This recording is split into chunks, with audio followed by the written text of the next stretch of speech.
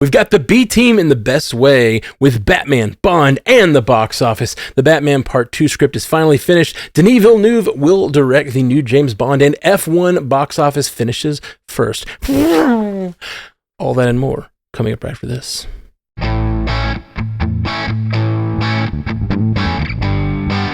Welcome to Multiverse News, your source for information about all your favorite fictional universes. My name's Matthew Carroll, and with me on the panel today we have Haley Hobbs. What's happening, Haley? Ooh, there's some really big bits that I can't wait to talk about in today's news. Me too. I feel like we're doing another tight episode because we got Ironheart, but I feel like this was a packed episode with a lot of good stuff. And J. Scotty St. Clair, what's going on? I have come here to chew bubble gum and talk movie news, and I'm all out of bubble gum. Thank you, Duke Nukem. Is that the originator of that? Roddy Piper from They Live. Oh, okay. Duke Nukem must have stolen it, like in the video game. He did. Yeah, okay. And Jay Sisson. I don't have any deep cut movie lines to reference, so since in the spirit of keeping it tight, I'll say let's just go ahead and get right into it. Let's do it. Engage. We like to start off the show with a 5-star review, and this week it's from Indiana to Pier. They say, I've been listening for almost a year, heard about it from their MCU podcast, and love hearing all the news from every corner of the different fandoms. Let's face it, most people that like one of these things likes lots of these things. They do a great job reporting and then commenting on each thing. Thanks for the good listen. Thank you, Indiana to Pier. Now, as I recall from the Wildlife Fact File, a tapir is in the kind of like a zebra slash kind of looking thing. Yeah. But they're definitely not native to Indiana. There's a zebra Jay. anteater? I'm they're a kind of spitballing here. Anteater pig type thing. Watch Kratz Creatures like I just did Google growing image up, and it. you'll know. Okay. Google image. I think my imagination is better on this one. I think I'm just going to I'm looking at pictures right now. I think we pretty much nailed it, actually. If there are any Pokemon fans out there, if you know the Pokemon Hypno, he looks like a tapir. He's even got like the muddy bottom and everything like that. So, I like it. Love some tapir talk. Lots of tapir talk. That's what people come here for. That is what people come to the show for. Let's dive into our first story. Much to the chagrin of all the tapir fans out there. It's been debated and anticipated, but Matt Reeves finally confirmed via Instagram on June 27th that he and co-writer Mattson Tomlin have completed their script for the Batman Part 2. Variety reports that the film is scheduled to release on October 1st, 2027, which, if true, will mean the sequel comes out more than 5 years after the first film. Both James Gunn and Reeves have been repeatedly asked about the state of the film, with Gunn recently rebuking online pressure for Reeves and remarking that the script is expected in June. And ta-da! The Dark Knight arrived on time. Really, was there ever any doubt? I mean, there was a little bit of doubt, I would say. The comments on this were hilarious, by the way. If you need a good laugh, go look through the comments on Matt Reeves' Instagram. Just people just kind of being like, remarking on the fact that it has been so long, and that but at the same time, there was a lot of celebration in the fact of like, okay, this is awesome. You finally finished this thing, and now we can really start to see the thing moving. Because up to this point, the Batman Part 2 has been an idea. We've had the Batman and we had the Penguin, which people who liked the Batman, I think, mostly really enjoyed. And now, again, the Batman Part 2 has always just sort of been this kind of ever-evolving thing behind the scenes that may or may not happen and may or may not get canned. And maybe Robert Pattinson will be too old, or maybe people will have moved on, or maybe James Gunn will have his own Batman. And there's been all of this speculation behind the scenes about Matt Reeves and what it means for him and what it means for the continuation of the universe. So I think it is exciting, because what this means is that if the script is done and we can finally start to go into production on this thing, we will finally start to get some clarity about what the vision of the Batman Part 2 will be and what types of villains might appear, and if we're going to see Colin Farrell again in his role, and maybe Sophia Falcone in her role from the Penguin kind of come back into this world. Like, that was an exciting show, and when we were covering it on Always Watching, we kept saying every week, like, this has gotten us back in. Like, we all liked the Batman, but when we watched that show, we were like, man, this world is so much different and better and deep than what we're used to seeing with Batman. Like, this is a really fleshed out Gotham here behind the scenes. So that's what I'm excited for, is to start to get some clarity on what does the vision of the franchise look like. Are we doing more shows? Are we exploring more villains? Are we doing anything to bring in any other side characters here and kind of explore the world a little bit more? What was he doing during the Penguin? Well, half the city was blowing up. I'd like to know an answer to that at some point. So, 2027, again, it's a long way away, but I think once we start getting some momentum here and we start seeing the production happen, it'll be here before you know it. Here's my little bit of advice for James Gunn and Matt Reeves, while building out these two different DC universes. Yes, don't start the movie till you have a finished script. That's a great idea, James. But start the script before, maybe during post-production for one movie, you can have somebody else working on the next script. Be breaking these things sooner, because it just seems crazy to me that we're just getting this. And I know that's the take, and I know it's what everyone's saying, and I know it's what James Gunn is complaining about people saying, but how much hype we feel for a thing matters, and it matters to our experience of it. It also matters to how that universe keeps going. And Matt Reeves' universe is not the DCU, and it doesn't have to adhere to the the same hype rules that something like the DCU is going to have. It's going to have to try to build on each project and make you feel that hype train building that the MCU has done for so long so well, if not so well lately. But so I guess it's its own thing. It can do its own thing, but it just seems like this script wasn't started, or it took them a really long time to break. If it's just now they've got the second script. It just shows so many and different artists work different ways. Maybe it's a thing where he doesn't want to think about the next one until he's completely finished and sees the reception to the first one.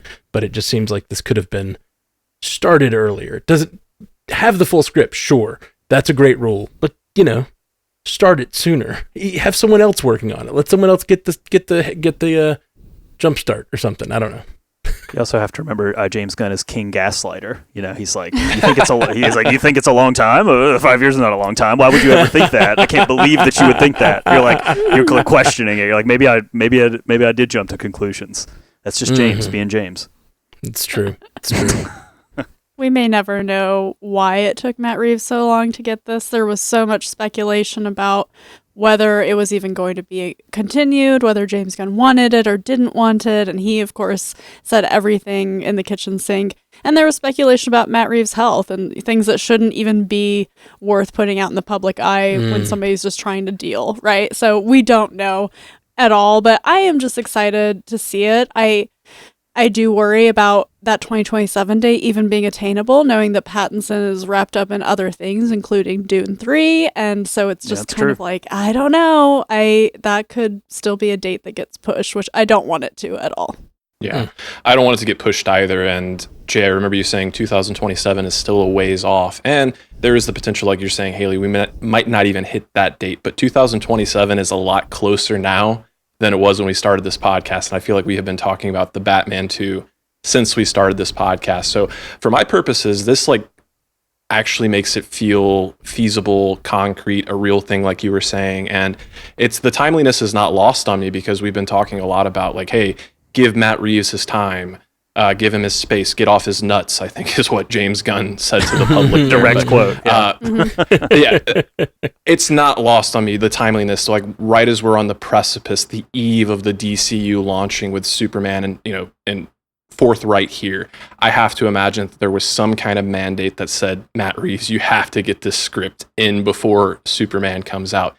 And, we've talked a lot about, is Pattinson going to be the DCU's Batman, or is it going to be the separate Elseworld? And now that we have this script turned in and we're looking at this October 2027 release, and Superman's about to come out, the first reactions to Superman are out there. And I'm not going to do any spoilers because I've been very wary of them myself, but I have read some first reactions from some pundits that I really trust. And kind of the takeaway that I think I can safely say without spoiling anything is just, I really got the sense that, and it's something that we've discussed on this show, but would Robert Pattinson and Matt Reeves' Batman even fit within the world of this Superman? And I think the takeaway that I'm kind of getting is that the aesthetic and just tone is so incongruent here that it's not going to happen. So I appreciate getting, it's not 100% confirmed, but I feel like it's the closest thing to confirmation that we've got here. So similar to, I think you brought it up there, Jay, but my mind immediately goes to, okay, what kind of villains are we talking about now that we've got this script? And I think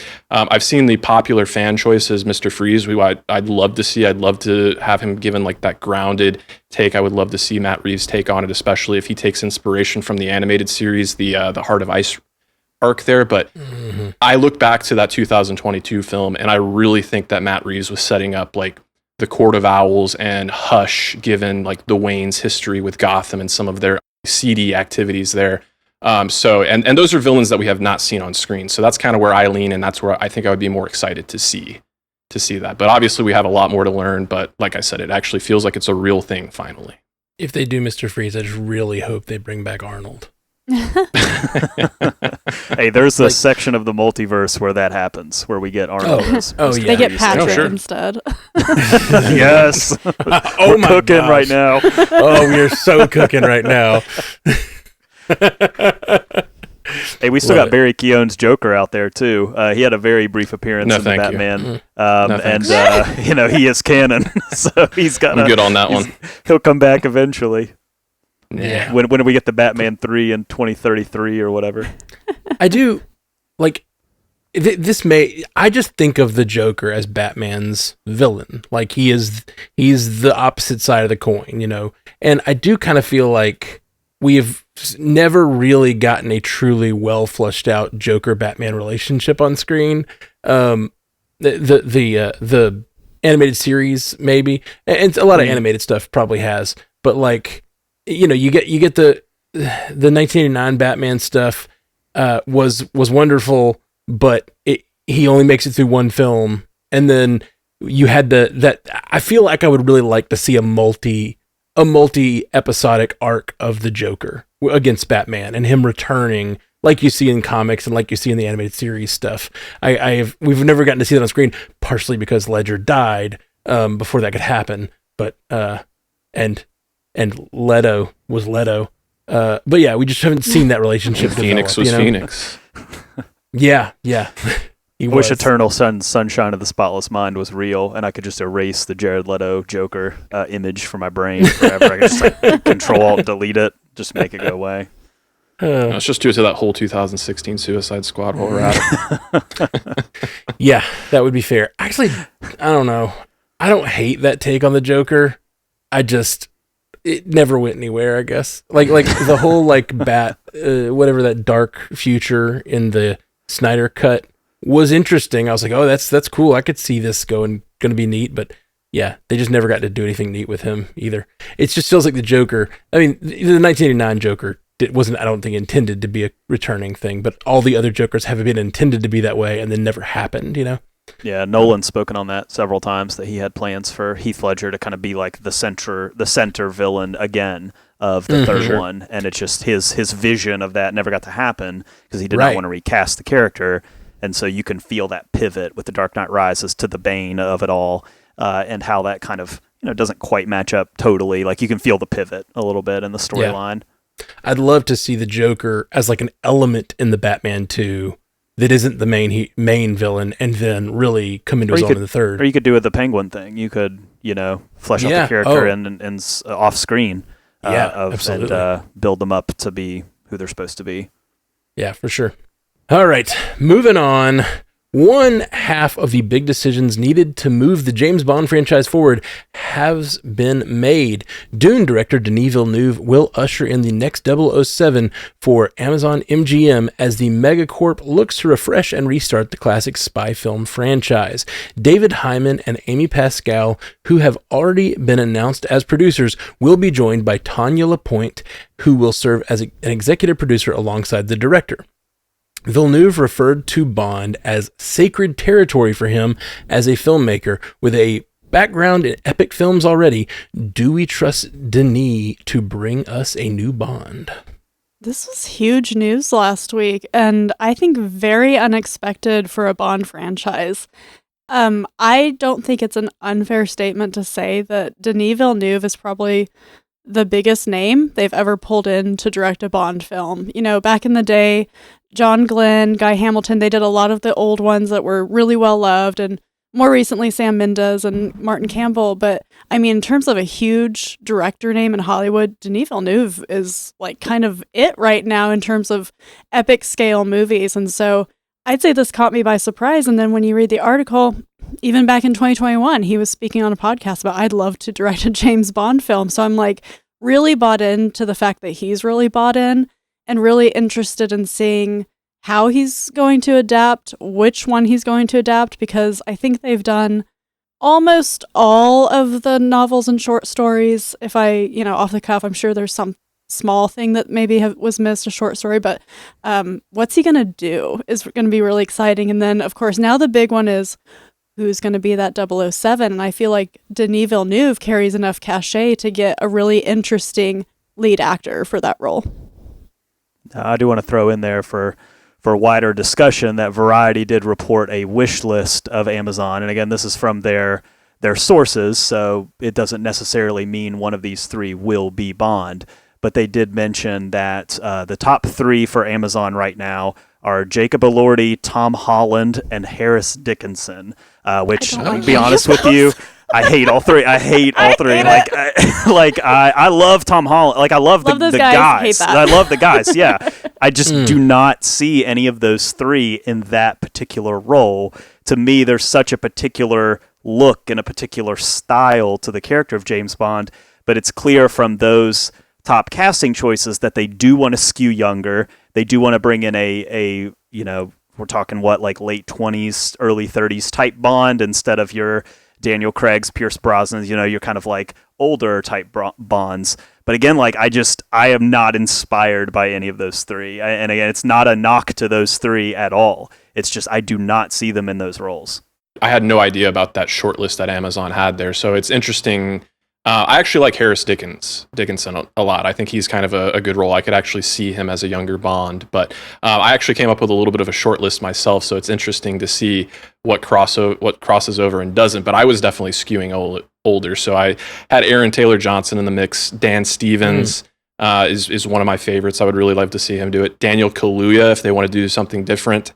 I did have Jacob Elordi on the short list. And then Theo James is a name that I've heard that's really popular with fans. But Tom Holland, I saw similarly, and I'm just like, I'm sorry, he just does not have the stature for it. But interestingly enough, my favorite ever since we had, Craig end his run with No Time to Die, Henry Golding has been my first choice for Bond. And it's interesting because he actually came out with some comments where, I don't know, I was like, did he protest too much here or has he disqualified himself? Because he basically said he would never want to be Bond because it's just too much pressure and he doesn't think he would be able to handle it. So, I similarly did not even contemplate Villeneuve. I think it's a great choice, though. I kind of describe him as kind of like, similar to Nolan, I would describe him as like the thinking person's like action director. He likes to take these high concepts. He always has such care and detail and intention to every single frame that you see there. So I think that is exciting in its own right. But what are you going to do when you get a new director? I think the common thing is to look at their frequent collaborators. And I couldn't help but notice he has worked with both Javier Bardem and Roger Deakins, who were both on Skyfall. So I love Skyfall, but I'm like, ooh, did we shoot ourselves in the foot with Skyfall by using so much good talent there? I kid. But then I look at his filmography as well, and I think like what kind of, like we talked about, what kind of story is he going to take on here? And I'm sure he's going to do something completely unique. But I look at a film like Prisoners that had Jake Gyllenhaal and Hugh Jackman, and then Blade Runner 2049, which was like a neo-noir detective thriller. And then you take something like Sicario, which kind of does the special agent, like DEA agent, like, operating within the shadows and kind of like the fringe of morality there. I think you take those three movies and kind of mash them together. It sounds like a good 007 formula to me. So I'm really excited to see what he's going to bring to the table here. Oh, Idris Elba as M. since he was fan casted for so long, throw him a bone here and let's have him come in as M. I love him, but he's a little too old at this point. As M, I was saying. Oh, M. I didn't hear that part. Ooh. Idris Elba is anything. Sure. I look at Denis Villeneuve's other the casts he's worked with. I just see an obvious one on the table, and that is Jason Momoa. I think he would be just spot on for what we need from the new generation of Bond. It's Amazon. They need to put their own stamp on it. Yeah. James Bond. Put James a pink wig on him, have him drive up on a motorcycle. Have him do that surfer accent that he likes to bro? do. I'm James Bond. What's up, bro? Shaken, I'm stirred. Bond. It doesn't matter. I'm just going to toss it back anyway. Shaken, stirred, whatevs. His new catchphrase, whatevs. I just think he'd be a wonderful Bond. No, I think that the vibes are here with Denis Villeneuve. The vibes of Dune, just the vibes are immaculate with Dune. And I think that you need that with a Bond. Let's see Denis Villeneuve show us how he shoots Earth. You know what I mean? Like the looks and those amazing scapes of Arrakis and the way he shot that planet and did such a good job. I'd love to see him take that and show us real locales and make our world look as vibrant and interesting as a lot of Bond directors have done. And I think that's far-flung places and giving him that budget to do cool things and being able to support it with good CGI that he's done and or practical or whatever he's using mostly on Dune to sort of make a Bond world with villain layers on amazing vistas and stuff. I think that just sounds awesome.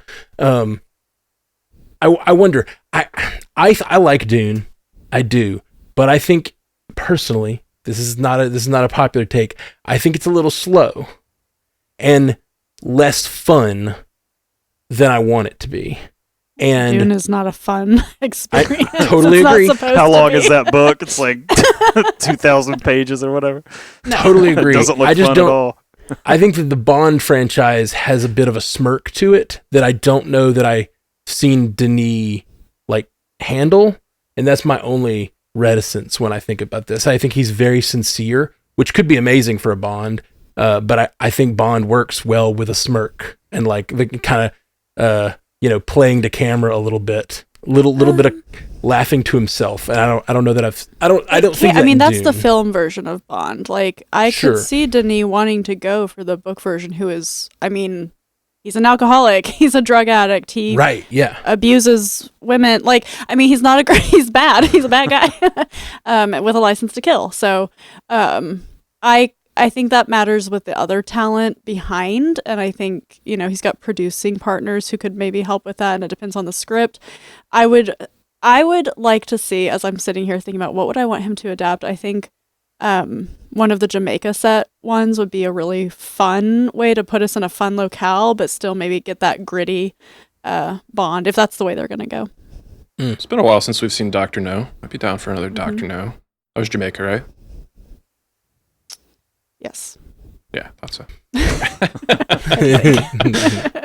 All right, well, we're moving on to our next story. This week, audiences said yes to original films, with Brad Pitt-led F1 speeding to number one at the box office with a $144 million global takeover. Apple, who released the film, integrated it into their retail stores with surprise appearances by Pitt and CEO Tim Cook, offered reduced tickets using ApplePay, and offered a deeper dive on Apple Maps into the Grand Prix racetracks, as well as other unique marketing opportunities.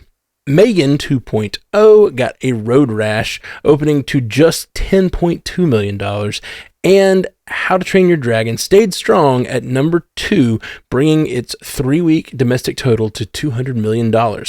Did anyone else feel the need for speed this weekend? Oh yeah, it was a great weekend at the box office for yours truly here. And I saw both new movies that we're going to be discussing here. I saw F1, which congrats to Apple here. I think they have their first certifiable hit, and if I'm not mistaken, I think this is the first time one of their movies has opened to number 1 at the box office. So congrats, Apple. I don't know that you need any more wins, but you can have that one. It's interesting because I really did enjoy F1. It's a 2.5 hour movie. I think the runtime was like 2 hours and 35 minutes or something like that. So I definitely felt the runtime, but it was epic, incredibly well made. If you like Joseph Kosinski's prior effort, which was Top Gun Maverick, I think people are really going to enjoy this movie. But it's interesting because as I came away and was kind of like telling friends about what I thought about the movie, I kind of came up with a short review, and it's pretty much the exact same review that I had for Ballerina. It is a very cliche, run-of-the-mill story that you've seen before, but it is elevated by every piece of the filmmaking. So the acting, the set pieces, the fact that we have these cameras mounted to these cars that are just doing incredible things on the road. It's definitely worth the cost of admission, and I recommend you see it on the biggest screen possible. Pivoting to Megan, okay, I'll take the L on this one because you look at it. It did 10.2 million, which is a third of what the original did back in January of 2023. Doing 30.4 million, I think it was. So yeah, it's not great. It's not great, but I do find myself a little confused when I see like the critical reception and some of the reviews that are coming out here, because we got the movie that we were marketed. Like, this was the movie that the trailer sold us on. So I've seen a lot of people going, hey, they abandoned the horror roots to go for like horror action comedy, like something like Terminator 2.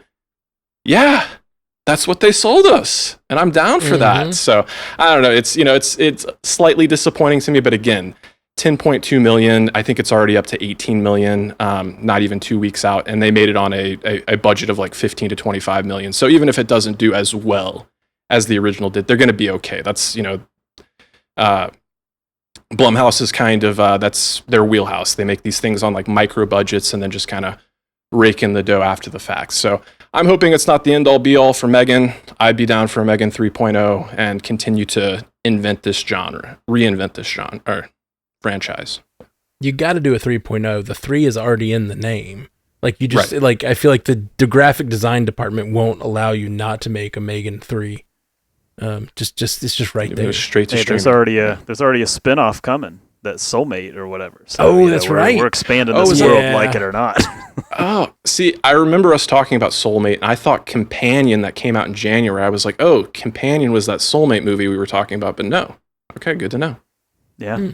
Man, I went to the Apple Music Store or something like that. I don't remember how I got there, but my iPhone at some point asked me if I was going to go see F1, and I got flashbacks to when U2 put the album on my phone without consent. And I started thinking about, Apple owning a movie studio, and then thinking about, this is how it's going to be now. If you use Apple products, they're going to be constantly just badgering you about seeing their movies. It's so strange. I clearly they marketed this well. It did really well for an original property. I have seen no marketing for F1, and I don't know why. What is going on with my media diet, my internet usage?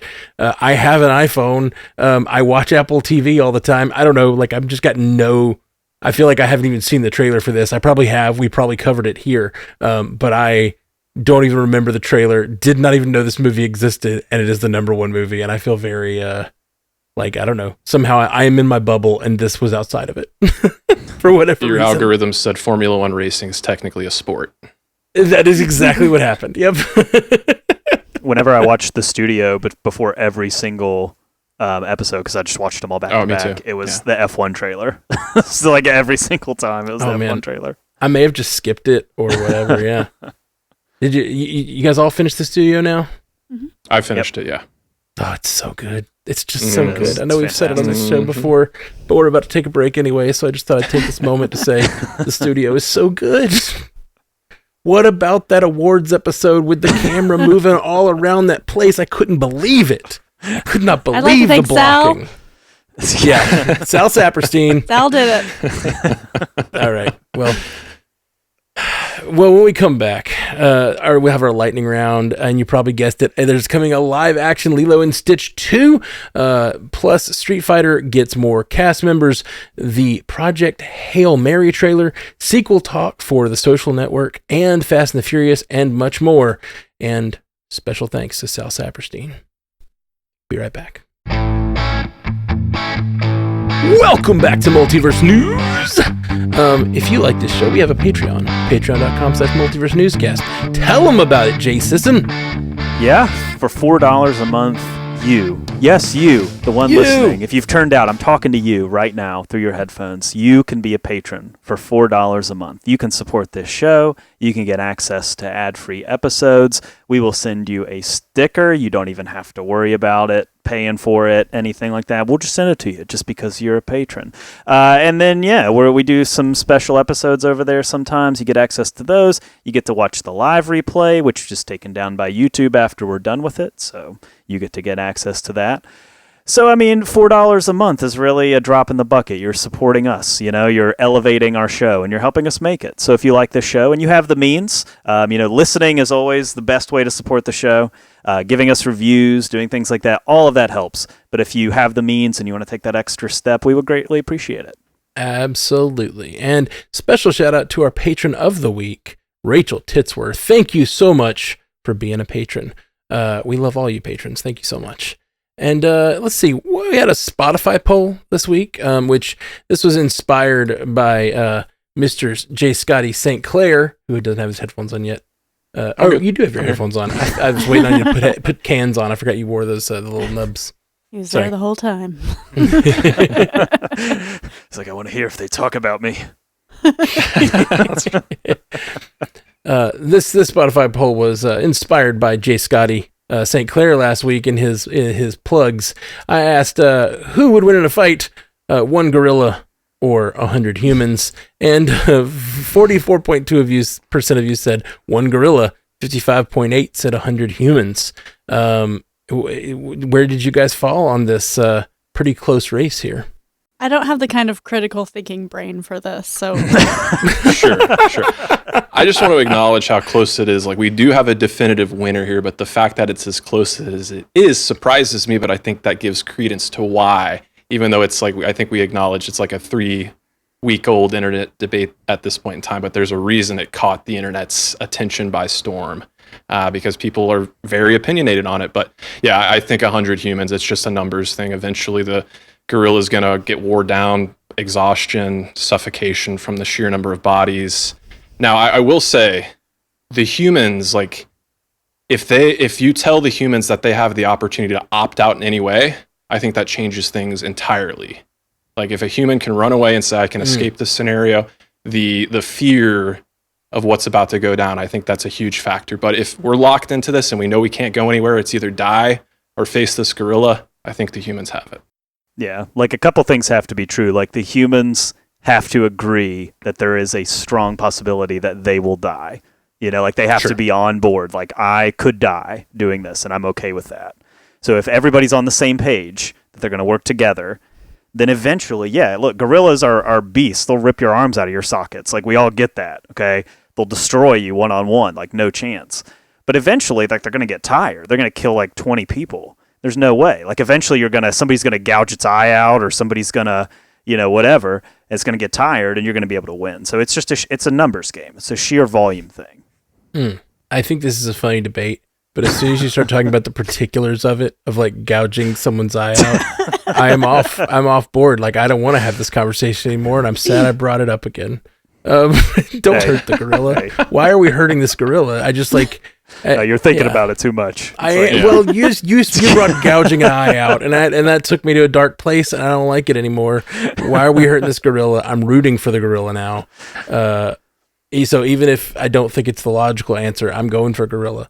I think, as with most of these scenarios, it depends on so much on how it is structured.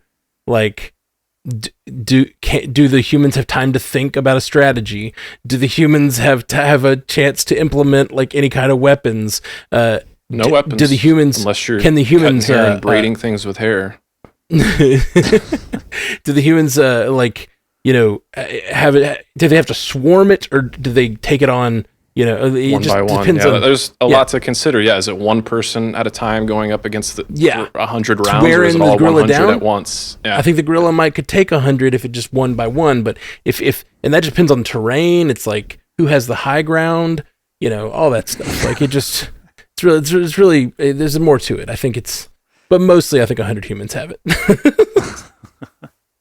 Okay, I know Jay wanted to talk about that last week, so I feel like we had to get it in here. Long story short, I think the voters got it right on this one. Yeah, democracy works, people. I love democracy. That's Palpatine. Is it 2 episode 3 references in just a few seconds? Yeah. Let's get one more in there. It's time for the lightning round. Do it. Yeah. Hey, we have Ironheart in 20 minutes. Lightning round. Am I right? Mace Windu? I don't know. Unlimited power. It's in there somewhere. We're so close to a joke. I said do it. Let's go. But you had to say like DEW, like do it. You had to say it like that. No, She did. You were like, I got you, Haley. She did it. But we're all. I think Jay. I think you got the best joke, which is we're all dancing around it. We've almost got a joke out of all of this. All this swarm of conversation. There was almost a joke in there, We're like so 4 or close. 5 times. All right, let's move into our lightning round. This is where I'm going to read a story, and one of us is going to respond to it. We're going to claim it by shouting out our names, and then we're going to respond to that story. And then once per lightning round, we each get 1 rebuttal. Here we go. Amazon MGM Studios has released the full trailer for Project Hail Mary, the upcoming film adaptation of the 2021 science fiction novel from The Martian director Andy Weir, directed by Phil Lord and Christopher Miller.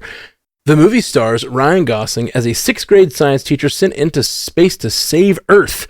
It is scheduled to hit theaters on March 20th, 2026. Matt. For sure. I thought this looked amazing. I don't know. It got me, man. It got me like grinning from ear to ear and like a little teary. It definitely, obviously, it's being based on, the writings of Andy Weir. It very much had the Martian vibes, but with a little bit of that humor that I think Gosling and Lord and Miller bring. And I just thought it looked amazing. And I caught it at the very end there that Drew Goddard did the screenplay, which I didn't catch until like the 3rd time I watched the trailer. Yes, I watched it 3 times. But I love Drew Goddard. Big fan from back when he worked with on a lot of the Joss Whedon shows, and then he did Cabin in the Woods, Bad Time at the El Royale. He was largely responsible for that first season of Daredevil on Netflix. That's right. Yeah. So many things I love from Drew Goddard. And so really pumped that he's involved with this, and just the idea, the director, the writer, and the star all like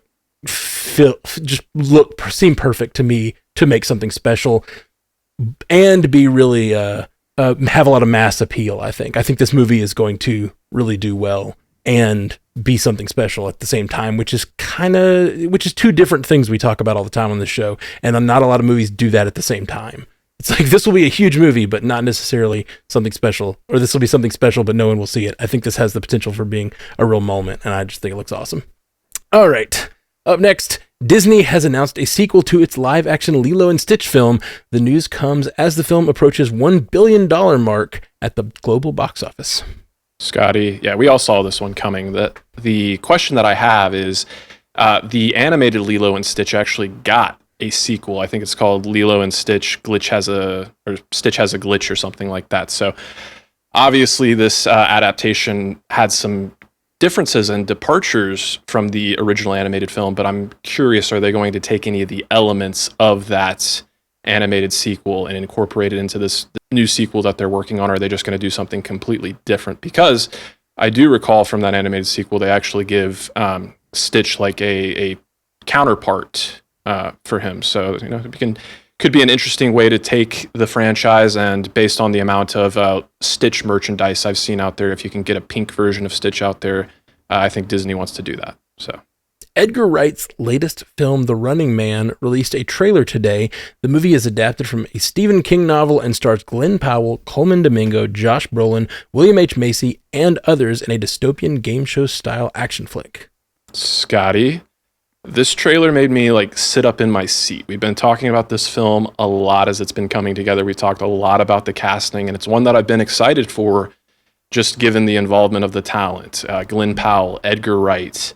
You're taking a Stephen King story that has been adapted previously, but taking a new modern take on it. But I knew Edgar Wright was attached to this thing, but like I said, when I started to watch this trailer, that's what kind of made me like sit up in my seat, is just how snappy everything was, the action, the editing.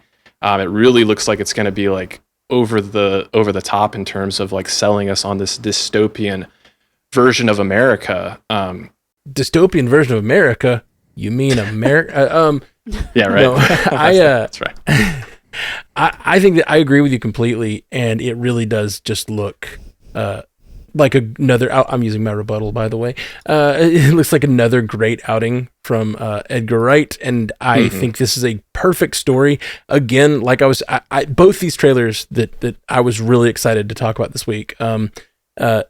Similar to Project Hail Mary, I think it has the opportunity to be something really big and really special. Just because of the cast, the director particularly. I love Edgar Wright. I don't think he's made a bad movie. And I just think this is looking a lot of fun. And the story is kind of the moment. I just watched Squid Game, the new season that dropped on Netflix this week. And like, this is kind of Squid Game. Like, it's sort of the same thing. A guy in debt needs to go on this crazy homicidal game show to save his child. Like, it's very Squid Game-esque. And I think that combined with the frenetic energy of Edgar Wright is going to lead to a really special movie that I think a lot of people will see. Seeing Michael Cera in there was a lot of fun. Just you know, he has the Edgar Wright connection with Scott Pilgrim, and that's a lot of fun. But yeah, and Coleman Domingo. I love Coleman Domingo, and him being just a big boisterous announcer for the whole thing just seems like a lot of fun. And the technology. They made this movie. You know, they made a version of this movie in the 70s or 80s. And it was the 80s. Yeah. I think so too. And that the technology to do this, like the idea of this show and like everyone having a cell phone and being able to pull it out and catch a guy running through the streets who's being chased. It just has all these elements of great kind of like dystopian horror / action stuff that I love. And it fits our moment in technology and capitalism really well. I think it sounds super cool. I did remember what I was going to say at the mention of Edgar Wright. That's part of what excites me too, is how different this looks from all of his previous films. Like, I thought about the last film he did, The Last Night in Soho, which had horror elements to it. But like, I think back to Baby Driver, obviously the Cornetto trilogy, where he kind of like made a name for himself in comedy. But this, it really does just feel so different from everything else he's done. And that really excites me to see filmmakers that are willing to, you know, push the limits of what they're willing or able to do. 100%. I think this looks to me like him pushing himself in the Baby Driver direction. Like, it's like a little bit. I agree. You know, I see like the Cornetto trilogy. He developed that style that all three of those movies have and sort of moved forward and built on it. And then this feels like Baby Driver moves into this like very, very easily. You could see them stylistically and cinematically looking. They kind of look similar. And it looks awesome. I'm really excited. Curtis Jackson, aka 50 Cent, has joined the cast of Legendary Entertainment's adaptation of video game Street Fighter. Jackson will play Balrog, a disgraced boxer who is also the bodyguard of the villain. Sources tell The Hollywood Reporter that he is deep into training for the part and will be doing his own stunts. David Dastmalchian has also been cast to play baddie M. Bison. Scotty, well, at the mention of 50 Cent doing his own stunts, this is a great example of stunt casting. I think that's what you got on your hands here, folks. So I do think it's interesting looking at the collection of actors that we've had get attached to this thing. And last week we were talking about, I think her name is Kaliana Leong, had just been cast as Chun-Li. So I do think you're getting an interesting mix of established actors, newcomers, and then someone like 50 Cent, who I guess technically he's an actor, but I'd call him more of a performer, a personality, more than anything. So I think they're just kind of going for the lowest common denominator here. How can we get them? It's what every movie, well, not every movie, but what most movies want to do. How can we get the most butts and seats? And like I said last week, Street Fighter is a game series that I have some familiarity with, but I am not the the subject matter expert by any means, but I do think I can remember what M. Bison looks like off the top of my head, and he's a pretty big, kind of like built guy. So taking David Dastmalchian for that role is kind of an interesting twist. And I wonder if he's going to either bulk up or be under some heavy prosthetics. I'd be down for either one potentially. James Bond actor Jason Momoa will be in Street Fighter. So there you go. No, You all awesome. play too much. He's in everything. Sources tell Deadline that the Social Network director Aaron Sorkin has been set to direct The Social Network Part 2 for Sony Pictures. Insiders say that while it's being called Part 2, it's not a straight sequel, but rather a follow-up to the original movie. Jay, this makes total sense. The Social Network has... I mean, it's really one of the, I think it's one of the best movies of the last couple decades, just because of when it came out, and just in addition to being a great movie, it taught you so much about the creation of this thing and how, and the research that went into it and everything. You really learned a lot about how this world was put together. But that movie came out in 2010, and we've learned a lot about Facebook since 2010. We've seen Facebook take on an entirely new life, from being involved in elections to being involved in its relationship with teenagers and mental health and lawsuits over that, and the way that they've kind of that website has targeted people over their mental health, and specifically younger people, and as the research has stacked up, and how Facebook has pushed back against that. And it's become something else since 2010. In 2010, it still had the, you got to use a college email to sign up. And it's kind of MySpace was still kind of around. And, there wasn't all the influencers, and there wasn't all the targeted advertising, and there wasn't all of the money wasn't mixed up in it as much as it is now. And then the algorithms, all that type of stuff. And then now, 15 years later after that movie, man, it's a whole different ballgame than what it was back then. So I don't know. I think if you're telling me that creative team that brought The Social Network can tackle that and can tell a story around that, and make us think about what we're doing when we're on social media and what it's doing to the world, I'm all in for that. Me too. That seems awesome. I do want to say I hope they get Eisenberg back. I assume they will. Yeah, I do too. But I really hope there's just good continuity. And we've talked about it before. I'm sorry, I'm doing another rebuttal. We've talked about it before with these movies, and how weird it is at how quickly we get these really interesting biopics, I guess is what I'm trying to say. And it's just so strange how soon they can come out these days. And have we ever seen a biopic get a sequel? Is that a thing? I've never heard of this that I can think of. And I think that's fascinating in itself. The meta idea that this is another movie that could have the same actors. It could, it just seems really, really interesting to tackle so much more the next chapter of a character's life, of a person's life, a real person. That's just fascinating to me. We should be getting those Sam Mendes's Beetle movies before this, right? That'll be kind of the first instance of what you're talking there. Yeah. That's a good point. Obviously those are being made in conjunction at the same time as the series. Sure, but totally. yeah, but you're right. That's going to be an example for sure. All right, WandaVision and Agatha All Along creator Jack Schaefer is replacing Moira Walley-Beckett as showrunner for the Fourth Wing series adaptation at Amazon MGM Studios. Schaefer signed an overall deal with the studio. The series is produced by Michael B. Jordan's company, Outlier Society. Haley, Jay made my day sending this news article across, because I'm well on record of loving WandaVision and, of course, Agatha.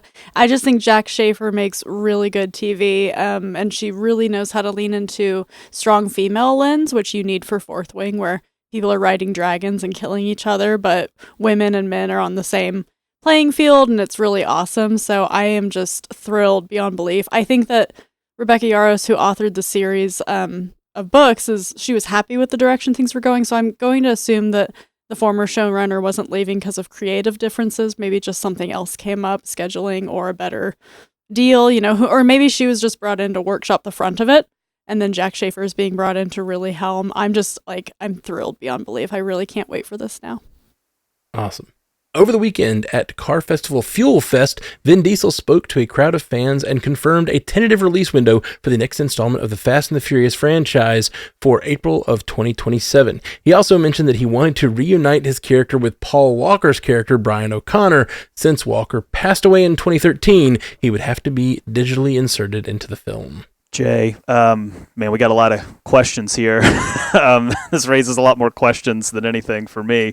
And I'll go on record as, I'm not a big Fast and the Furious guy, but I think the notion and the mention of bringing Paul Walker back to life for the film is fascinating. And I think we're going to have more of these conversations, not less, as we get further into the future. And we're talking especially with, the existence of artificial intelligence, and we're talking about the existence of being able to digitally insert not just a voice, but you're talking an entire character into something, even for a small moment. It does raise a lot of interesting questions about the future of filmmaking, I think, and the future of contracts, and the future of what can you do with someone's image and likeness after they've passed on. So, we were just talking about Heath Ledger and how, his death really did change the plans of a trilogy that he was in the middle of. And, you've got these kind of conversations around what happens when that happens. So I think there's a wider conversation there, as to what he meant by that. If he meant he didn't say and we're going to digitally insert him into the film. He just said that he wanted to somehow reunite those characters.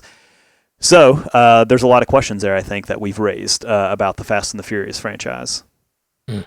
FX announced today that The Bear has been renewed for a 5th season. Matt, great. Matt Bellany of Puck News reports that Michael Bay is developing a new Transformers movie that he wants to direct. The film currently has Jordan Van Dina of The Binge attached as a writer. The report notes that it was Bay who sought out a Transformers return instead of the studio luring him back. There's no word on how far along in development Michael Bay's new Transformers movie is, nor is it confirmed that he will direct. At a bare minimum, he'll be more of a hands-on producer, according to Puck. Scotty, I do find it pretty funny, the note that it is Bay seeking out the Transformers rather than the Transformers seeking out Bay, because I tried to go back in my mental Rolodex and think about what has Michael Bay been up to recently, and not much comes to mind. So I think that makes a lot of sense in terms of why he's itching to come back to the Transformers franchise. But it is a franchise that I have a certain fondness for. I actually at the time I really enjoyed that 2007 film, but I think it's just been an example of especially in Bay's case, diminishing returns. And then in 2018, we had this great Bumblebee movie from Travis Knight, and we went right back to Bay after that. And then I think recently we had the animated Transformers 1 film, but that as I understand it, it just did not do the numbers at the box office that they needed. So whether he is more of a hands-on producer or actually directing this thing, it doesn't bode super well for me as a somewhat fan of the franchise, but much like Thanos, I guess it is inevitable on some level. Yeah, insert Robin Williams, what year is it meme. It's like we got Michael Bay directing Transformers again. What are we doing here? And Fantastic Four coming back with Brian O'Connor. Marvel Animation dropped a 30-second teaser for Eyes of Wakanda, their August 27th release. Not much is given away in the short video, but it does feature a different animation style than What If. Scotty, I don't think there can be much more said about it. It looks cool. The animation style looks cool. The character designs look cool. I'm excited to see more Wakandan technology on display, but that's pretty much all I can say when you only give us 30 seconds. But good to know that one is still out there, still on the way, and we're just a couple of months away when it hits mid-August, so look forward to it. Or late August, rather, excuse me. They love putting that from producer Ryan Coogler. They love just sticking that on the title card. Oh, yeah. Speaking of producer Ryan Coogler, Ironheart starts in 1 minute. So we got 1 minute. We're gonna wrap it up. Can we do it? Let's go around and tell people where they can find you online. Haley Hobbs. Source pages, Sandman Primer, Always Watching, Outlander, and Sandman coming up. Man, that was great. Only nouns. Wow. And J. Scotty St. Clair. You can find me right here. right here. That's right. And Jay Sisson. Commute the podcast and Bingers Assemble. In a few days, we're going to put out our review. Me and Ashley and Haley are going to put out our review of Top Gun Maverick. So that'll be coming pretty soon. We did Top Gun like a month ago. So Top Gun Maverick coming around the corner. So go subscribe to Bingers Assemble. Yeah, do that. And check out MCU Cast. For me, we're going to be dropping Ironheart. We're going to be on here going live in about an hour to talk about Ironheart episode 4. And so if you're watching this live, join us then. And if you're not, go check it out on the MCU Cast, Marvel Cinematic Universe podcast. That's all for us. Peace.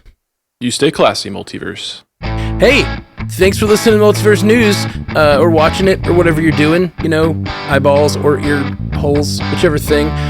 We do this show every week, and we appreciate you listening. StrandedPanda.com is where you can find all of our podcasts. And thank you for listening. Check us out wherever you get podcasts. Hit that subscribe button, hit that like button, hit the little bell icon, whatever you have on whatever service you're doing. Rate us, like us. We're really thirsty. That's what I'm saying.